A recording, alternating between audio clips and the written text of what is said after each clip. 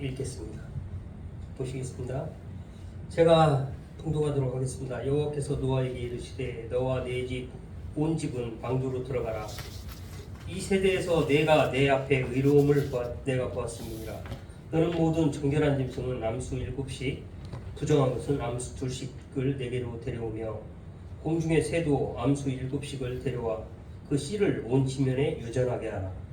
지금부터 7일이면 내가 40주야를 땅에 비를 내려 내가 지은 모든 생물을 지면에서 쓸어버리리라. 노아가 여호와께서 자기에게 명하신 대로 다 준행하였더라. 홍수가 땅에 있을 때에 노아가 600세라. 노아는 아들들과 아내와 며느리들과 함께 홍수를 피하여 방주에 들어갔고. 아멘. 아멘. 네, 7절까지입니다. 자, 창세기 1장 1절부터 이제 7장, 이 지금 홍수가 시작되는 7장 7절까지 방주에 들어가기까지 불과 7절 만에 세상이 심판을 받게 됩니다. 자, 창세기 1장하고 2장은 세상을 하나님께서 창조하셨잖아요.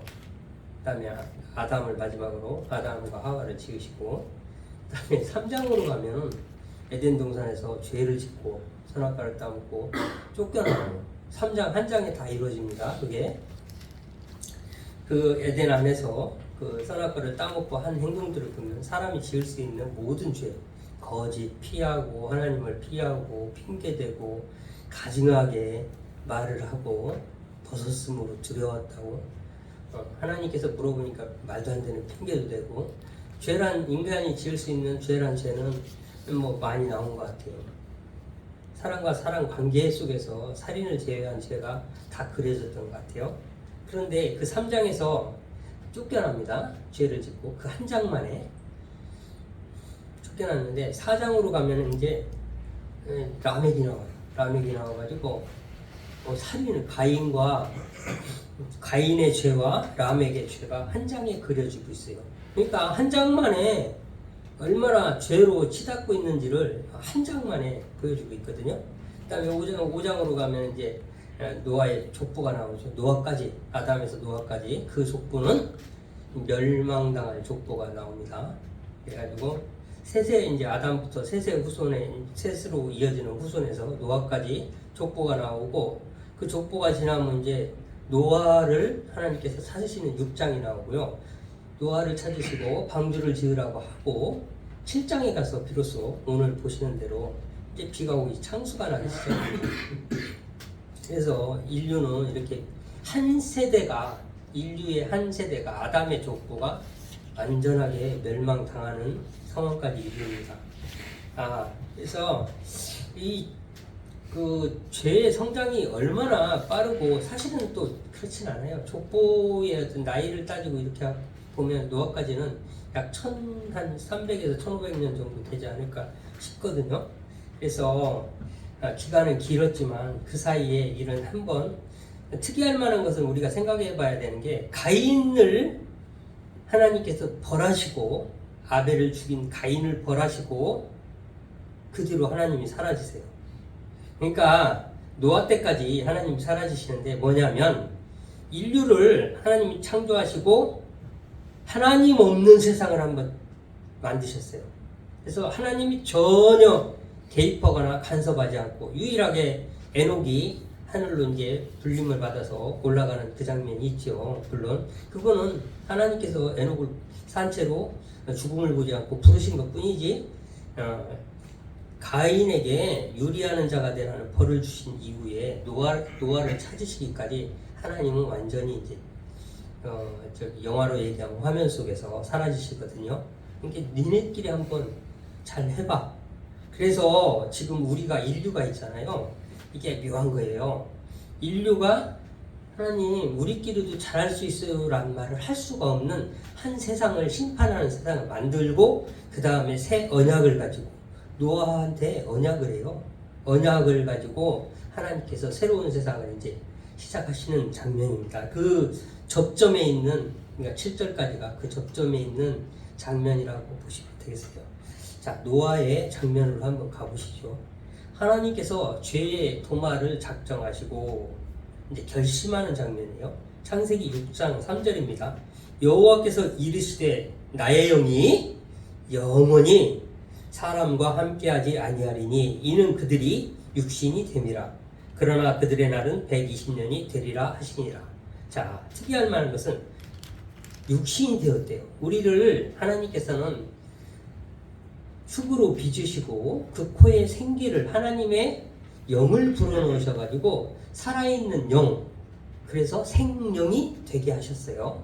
그래서 나의 본질은 이 육체가 껍데기가 아니라 분명히 제가 전에 말씀드렸어요. 나의 본질은 내 영혼이 나다. 그거를 항상 인지하고 사셔야 돼요. 이 육체 때문에 모든 정욕은 육체로부터 말미암는 거거든요. 육체 때문에 내 영혼이 훼손되는 일을 하지 않으려면 나의 본질, 나는 내 육체가 나가 아니라 이 껍데기가 나가 아니라 내 코에서 호흡이 끊어지는 게 죽음이 아니라 하나님과 관계가 단절된 거, 그게 죽음이라는 거. 내 영이 하나님과 단절된 상태, 그게 죽음이라는 걸 알아야 돼요. 그래서 나의 이는 육신이 됨이라. 육신이 되었다는 얘기는 육체의 정욕이 지배하는 세상이 되었다는 얘기예요. 에덴에서 그리고 있는 육체의 정욕은 뭡니까? 하와의 탐심, 그 다음에 죄로 말미암아 들어온 음란, 벗은 거를 제일 먼저 알아요. 그래서 지은 죄를 덮고자 창조주를 속이려 하는 그 기만하는 장면들, 그 다음에 벗었음으로 두려워하여 숨었나이다, 대표적인 이런 것들이죠. 가증하는 거, 핑계, 이런 것들을 그려놓고 있거든요. 육체 정욕이 들어온 정욕들은 그러한 것들이에요. 그걸 하나하나 에덴에서 그려놓고 있었어요. 그래서 또 이제 특이할 만한 거는 나의 영이 영원히 이 사람들과 함께 하지 않겠다. 이게 참 묘한 말씀이에요. 이게. 그렇다면 이 말은 그럼 과연 하나님이 이제 우리를 버리신다는 얘기인지 그거에 대한 고민이 있어야 돼요. 그렇지 않아요.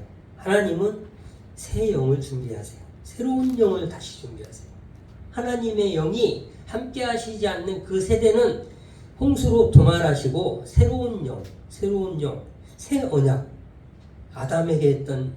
아담하고 했던 그 약속이 아니라 새로운 언약을 가지고 등장하십니다. 그 영에 대해서 다윗은 이렇게 얘기를 해요.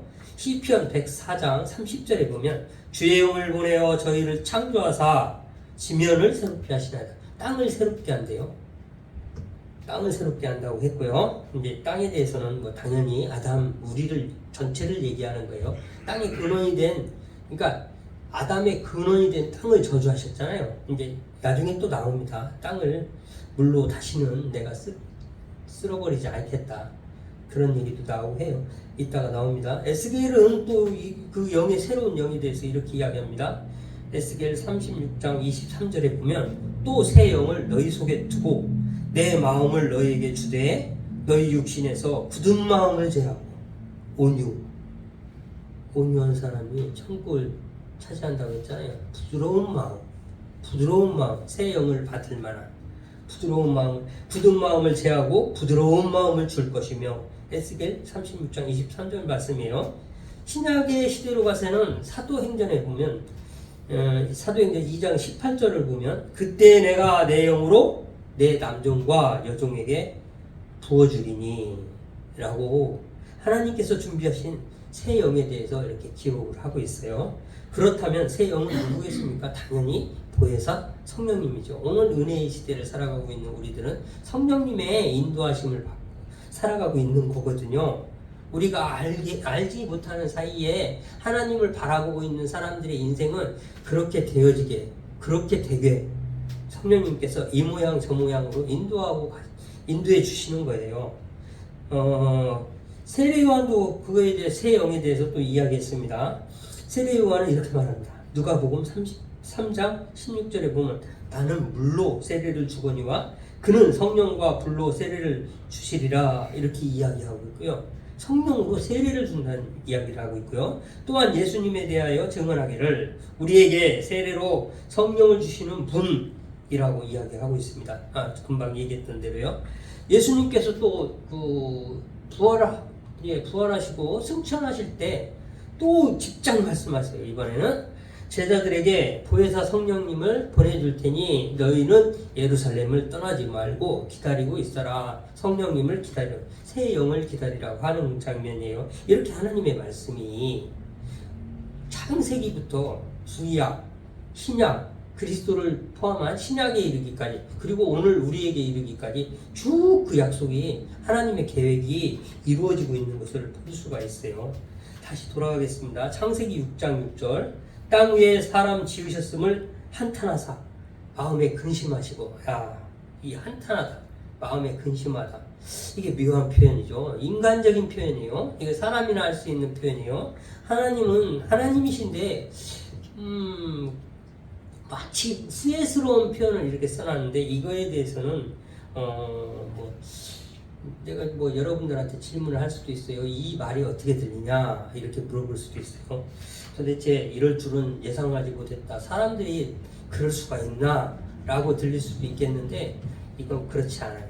하나님은 후회가 없으신 분이에요. 인생이 아니시잖아요. 사람이 아니라 거짓이 없으시고 인생이 아니신지라 후회가 없으신 분이거든요. 그래서 이거를 어떻게 이해하시면 되냐면, 후회라는 말의 사전적 의미를 한번 생각해 보세요. 후회라는 거는 뒤늦게, 나중에 뒤늦게 깨달은 것을 이야기하고 있는데, 그거는 하나님과는 미스매치예요. 배치가 될 수가 없는 말이에요. 그리고 또 하나 생각해 볼게, 인생들은 후회라는 걸 왜 하냐면 되돌릴 수 없기 때문에 후회를 하는데, 하나님은 전지전능하신 분이거든요. 되돌릴 수가 있는 분이에요. 뭐든지 다시 되돌릴 수가 있는 분이에요.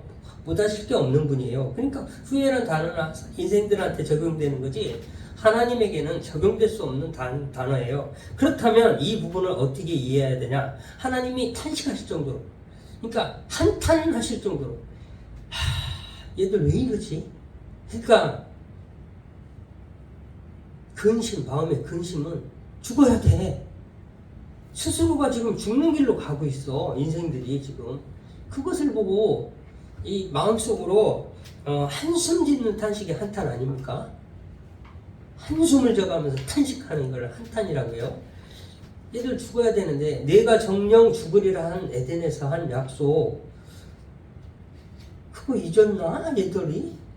이렇게 죄로 치달으면 나는 너희들을 벌할 수밖에, 하나님이 벌하는 게 아니라 나의 거룩이 죄를 가만둘 수가 없는 땅에 충만이 꽉 찼기 때문에, 죄가 만연했기 때문에 라멕을 통해서 그려주고 있잖아요. 라멕이 두 가지 죄를 졌다고 그랬죠. 일부 일처제였는데, 아담에게 하나님께서 하와와 더불어 둘이 한 몸 되어 살라고 일부 일처제에 대한 계명을 주셨는데도 불구하고 그는 아다와 실라라는 두 여자를 얻었고, 일부 부인을 둘씩. 그 뒷장면이 뭐예요?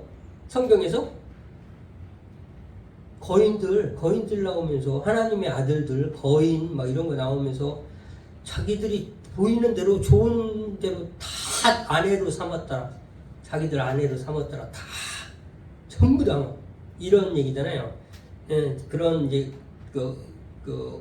이제 도덕적으로, 우리 지금 얘기하면, 현대로 얘기하면 도덕적으로, 윤리적으로 문란한 상황으로 간 거죠. 그걸 바로 뒷장면에 그려놓고 있잖아요. 그 다음에 아다에게는 두 아들이 있었고 실라에게는 일남일녀예요. 나아마라는 딸이 있었다고 그랬잖아요. 일남일녀. 근데 둘째 실라라는 사람이 낳은 두발가인이라는 아들이 있어요. 그 아들이 날카로운 도구를 만드는 자라고 나오는데, 날카로운 도구라는 건 칼, 무기를 만들었다고 그래요. 천하무적이 된 거예요. 그 당시에 미개한 사회, 아무것도 없는 주먹밖에 없던 시절에 갑자기 칼이 무기가 등장하니까 성경에 나온 한마디 한마디가 다 던지는 메시지가 있단 말이에요, 우리한테. 그래서 무기가 등장하니까 천하무적이 돼서 라멕이 사람을 죽이고도 아주 뻔뻔하게 나를 가만 안 둘 거야. 그래서 라멕의 칼의 춤이라고 그런다 했어요, 그 장면을. 자, 다시 이제 돌아가겠습니다. 그렇게 죄가 만연됐기 때문에 하나님이 심판하실 수밖에 없는, 아니 이제 다음 장면에 나오는데, 내가 정령 죽으리라는 거는 내가 니들을 가만두지 않겠어 라는 게 아니라 그렇게 되리라라는 거거든요. 내가 정령 죽으리라는 거는 죽는 길로 가게 될 거야.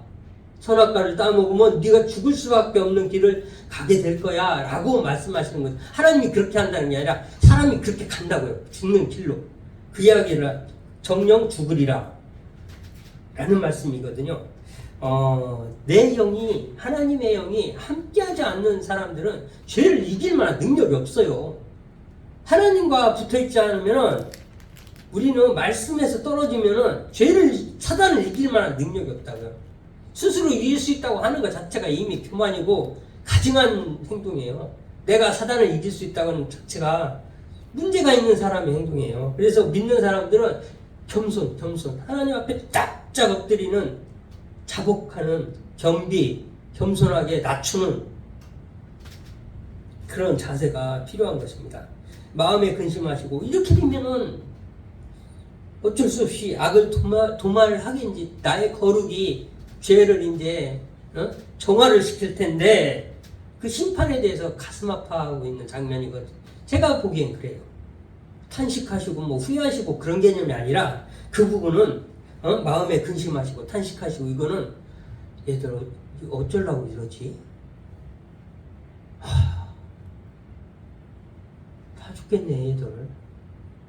이게 사람을 보고 하시는 말씀이라고 저는 보여지거든요. 그래서 그렇게 이해하시면 될 것 같아요. 이런 말들은 제가 그냥 혼자 지어낸 말이 아니고 만들어낸 말이 아니에요. 바로 창세기 6장 13절에 가면 하나님이 노아에게 이르시되 모든 혈육 있는 자의 포악함이 땅에 가득함으로 그 끝날이 내 앞에 이르렀으니 그 세상의 끝날이 내 앞으로 왔다는 거예요. 하나님께서 그렇게 말씀하세요. 세상의 끝날이 죄를 지어가지고 그 꽉 차가지고 내 앞까지 왔다고요. 그렇게 말씀하고 계시거든요. 내가 그들을 땅과 함께 멸하리라. 아까 얘기한 땅과 함께. 묘한 표현들이에요. 이게 아담한테 벌로 아담을 저주한 게 아니라 아담의 근원이 된 땅을 저주하셨잖아요. 그 땅과 함께 멸하리라. 그들을 땅과 함께. 사실 땅이 그걸 어떻게 망해요? 그 어떤 상징성이란 말이에요. 우리 흙에 대한 얘기를 처음에 창세기 1장에서 내가 계속 한 이야기가 그런 부분들이거든요. 의미적으로 나중에 땅에 대해서 얘기 나오면 그런 인간들을 집합명사, 포괄적인 용어라고 보시면 될 것 같아요. 그래서 그 끝날이 내 앞에 이르렀으니 하나님이 그렇게 하신 게 아니라 그 끝이 스스로 하나님 앞으로 다가왔다는 것을 의미합니다. 그 사실 한탄하시고 그 근심하신 그날 이후부터 120년 후, 다시 말해서 노아가 방주를 짓기 시작하고 이제 120년 후에 완성을 하는데 120년 그들의 끝이, 그러니까 하나님의 영이 떠난 상태, 내가 저들과 내 영이 함께하지 않으리라 하신 그 사람들의 전체가 노아를 빼고는 다 멸망하게 되는데 그 사람들이 하나님께서 말한 그 120년 후에 집행이 됩니다. 다시 말해서 창수가 40일간 지속되고 150일 동안 물이 가득하고 지구에 가득했죠. 150일 동안 차 있었어요. 상태로 있었고 150일 후에 물이 빠집니다. 그래서 여기서 여담을 한마디 하고 싶어요. 노아 때 지구를 덮고 있던 그 물이, 어마어마한 물이 빠질 때 어떤 상황이었는지 저는 그게 궁금해요. 예를 들어서 그랜드 캐년이나 이런 것들을 보잖아요. 그럼 제가 보기에는 큰 물이 갔다 왔지. 어떤 큰 물이 핥히고 가지 않고는 그런 어마어마한 거대한 협곡들이 어떻게 생겼을까, 그런 생각을 하곤 하거든요. 저는 그런 것들이 노아의 홍수와 관련이 있다고 나는 생각을 해요. 제 개인적인 여담이에요. 그래서 그랜드 캐년 아니래도 이제 호주에 보면 또 그런 것들이 많이 있고요. 호주의 지형 보면은, 그 다음에 터키 쪽에 보면은 막 물이 핥히고 지나가지 않으면 단층들이 다 드러나가지고 층층 누군가 한번 싹 깎아내지 않고는 그 단층이 왜 저렇게 드러나 있지 하는 그 지형들이 많이 있거든요. 그거 아니래도 우리 그 지구상에는 우리가 이해할 수 없는 큰 물이 핥히지 않고는 설명이 안 되는 장면들은 많이 있는 것 같아요. 그런 지형들은 많이 있는 것 같아요. 그 다음에 큰 동물들도 하나님께서 묘한 말씀하세요. 정한 짐승은 암수 7씩, 그 다음에 부정한 짐승은 2, 이렇게 하고 공중의 새는 7씩, 7쌍 이렇게 방주에 넣었거든요. 근데 노아가 그 방주 이제 그 짐승들을 잡으러 다닌 게 아니에요. 잡으러 다닌 게 아니고 첫째, 그 다음에 정하다, 창세기에서 정하다, 부정하다, 하나님이 만드신 거에도 어떤 거는 정하고 어떤 건 부정하다는 말이 없었어요. 갑자기 등장하는 말이에요. 여기서부터. 그래서 이 말은 나중에 제사로 가면은 그게 의미가 이제 있지 않을까. 제가 뭐 하나님이 아닌지라 다 알 수는 없습니다만, 거기에 아주 묘한 말씀이 등장하고, 거기에서 큰 지구상에 있는 모든 짐승을 다 넣었다고 하는 게 아니에요. 표현하는 게 아니라 정한 짐승, 부정한 짐승이라고 표현하고, 어떤 거를 예수님이 하나님께서 노아에게 말씀하셨을 것 같고요. 그 다음에 노아가 잡으러 다니지 않았어요. 그 짐승들이 왔어요. 그래서 그런 부분들은 뭐 우리가 구체적으로 내가 증명을 할 수 있는 방법이 없기 때문에, 그런 말씀 속에 정한 짐승, 부정한 짐승이 처음 등장하고, 동물들이 스스로 왔기 때문에 모든 동물들이 뭐 다 방주에 들어갔다고는 저는 생각하지 않습니다. 그래서 뭐 예를 들어서 하나님께서 창조하신 그 땅, 그 에덴 그 부분, 그 부분에 메소포타미아 문명이 발생한 지역이잖아요. 그 지역에만 유독 석유가 많이 나옵니다. 석유는 식물이 탄화되어 탄소화되어 결정화되어 구체화되면 그게 석탄이고, 동물이 같은 현상을 같은 과정을 겪으면 석유가 되는 거예요. 식물은 섬유질이고 동물은 단백질이기 때문에 형태가 수천 년 동안 이 땅속에 눌려 있으면 형태가 그렇게 액체화, 하나는 단백질은 액체화되고 하나는 고체화돼 가지고 석탄이 되고 그런 거거든요. 그래서 이건 뭐 개통 철학이라고 생각하고 그냥 여담이라고 생각하고 다들 각자 알아서 생각하시기 바랍니다. 그럼에도 불구하고 이 세상에는 하나님이 아니고서는 설명이 안 되는, 해석이 안 되는 미스터리가 많습니다. 믿는 자의 눈에는 솔로몬처럼, 바울처럼, 아니면 다윗처럼, 시를 쓴 다윗처럼 이 현상들, 자연계에서 일어나는 현상들을 그 속에서도 하나님의 모든 저기를 느낄 수가 있거든요. 그래서 좀 하나님의 섭리를 한번 느껴보는 자연 속에서 그런 것도 한번 생각해 보실 필요가 있지 않나. 하나님의 손으로 빚어놓은 이 자연이 상당히 오묘합니다. 다시 오늘 주제로 돌아갑니다. 너와는 내가 내 언약을 세우리니 너는 내 아들들과 내 아내와 내 며느리들과 함께 그 방주로 들어가고, 노아 식구 8명이 살았죠. 그래서 들어가 가지고 에덴에서 주신 첫 법, 하나님의 첫 법, 동산 중앙에 있는 선과 악을 알게 하는 나무를 먹으면 내가 정령 구리라 한 그 말씀이 이제는 폐기가 되고요, 창수로 단죄가 됩니다. 단죄가 돼가지고 결국 죄가 도말됨으로 아담하고 맺은 첫 약속이 종결이 됩니다. 그렇다면 세상을 심판하신 홍수 후에 지금 노아에게 약속을 이야기하거든요. 새 언약. 아담에게 한 약속은 심판으로, 1차 심판으로 세상이 심판됨으로 폐기가 됐고, 이제 노아하고 새로운 시작을 하겠다는 약속을 하시는 거죠. 언약이라는 건 새로운 시작을 의미합니다.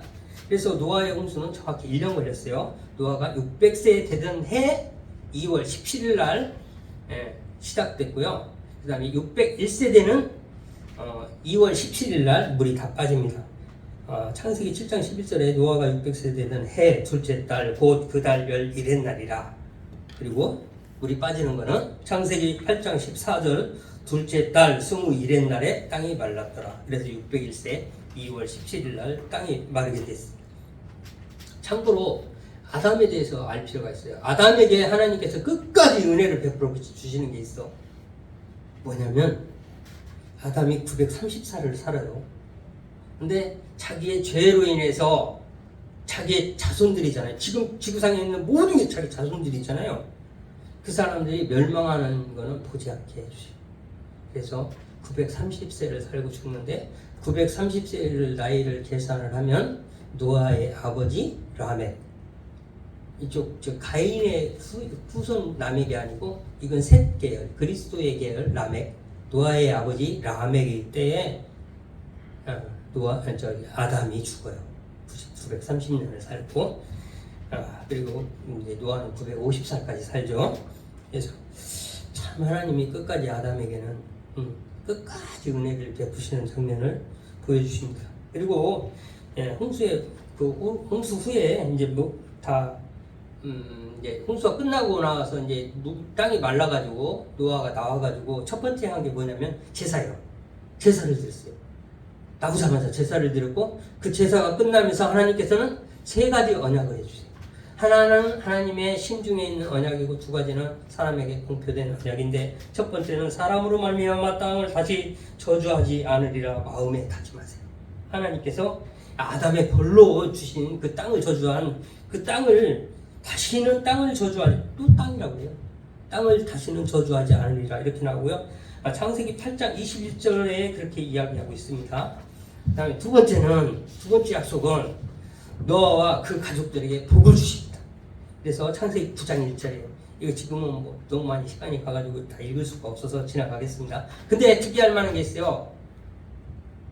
노아의 자손들에게 복을 주시잖아요. 나중에 노아가 포도 농사를 짓기 시작하는데 포도 농사가 끝나고 포도를 수확해서 포도주를 만들어서 먹고 좀 취했나 봐요. 그러니까 그 아버지가 벌거벗고 취해 있는 것을 보고 함이 둘째 아들이 그걸 조롱을 해요. 남들한테 치부를 덮어주는 게 아니라, 부모의 치부를 덮어주는 게 아니라 부모의 치부를 오히려 형제들한테 가서 지금 아버지가 이랬다 하고 오히려 남들한테 얘기하고, 형제지만 부모의 치부를 덮어주지 않고 이렇게 얘기하는 걸 지금 이야기하는 거거든요.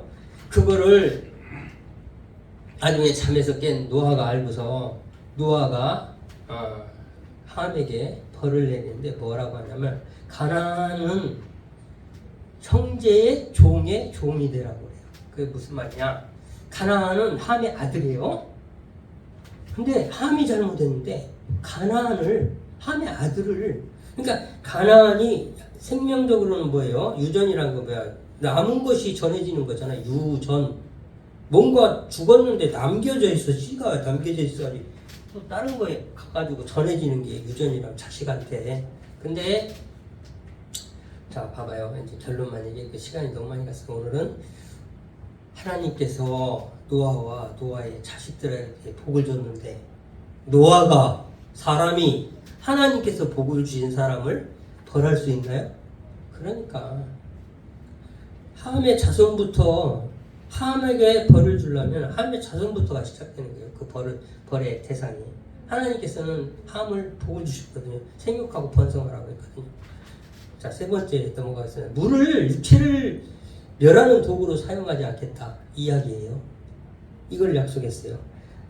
창세기 9장 15절에 내가 나와 너희와 및 육체를 가진 모든 생물들 사이에 내 언약을 기억하리니 다시는 물이 육체를 멸하는 홍수가 되지 아니할지라 이렇게 이야기합니다. 그러면은 이제 이 물은 노아 때까지는 이 물이 벌하는 물이었는데, 노아 이후부터의 물은요 바뀌어요. 생수가 돼요. 생수가 돼가지고 세례도 물로 주고요. 그 다음에 성결의 물로 모든 걸 죄를 씻고 다시 예수님은 마르지 않는 생수가 된다고 그러셨잖아요. 이 물은 살리는 물이 됩니다. 하나님의 물의 용도가 이제 그 노아 이전과 이후가 완전히 바뀝니다. 결국 무엇입니까? 이 세 가지를 놓고 이렇게 한마디로 얘기하면 에덴을 회복하신 에덴을 땅을 저주하신 아담한테 벌 준 거를 되돌렸잖아요. 그 다음에 노아의 자녀들한테 뭐라고 해요? 아담한테 준 생육하고 번성하라는 축복을 주셨잖아요. 그 다음에 홍수의 물은 세례 깨끗하게 회복하는 성결의 물로 바꿔주셨잖아요. 이거는 뭐예요? 하나님의 영이 수면 위에 운행하시니라. 그때 창조의 말씀으로 회복하시는 장면을 지금 보여주고 있는 거거든요. 그래서 이 놀라운 은혜인 거예요. 그래서 다음 시간에는 바벨탑 사건으로 보는, 너무 시간이 많이 가가지고요. 살만하면 반복되는 인간의 죄성, 첫 번째. 두 번째, 새로운 시작. 노아로부터 시작되는 새로운 시작. 세 번째 언약의 구체적인 확장 누구겠습니까? 아브라함으로 가겠습니다. 자, 기도하겠습니다. 하나님, 주의 은혜가 어찌 그리 아름다운지요. 에덴에서부터 베풀어 주신 한량없는 은혜의 단비가 지금 이 시간 이 성전에도 흡족하게 내리기를 원합니다. 또한 에스겔의 환상 속 성전처럼 주의 은혜가 가득 차고 넘쳐 흘러넘쳐서 세종을 적시고 이 나라를 위하여 중보하는 야긴과 보아스처럼 거룩한 성전 그리스도의 기둥이 되게 하옵소서. 예수님의 이름으로 기도하옵나이다. 아멘.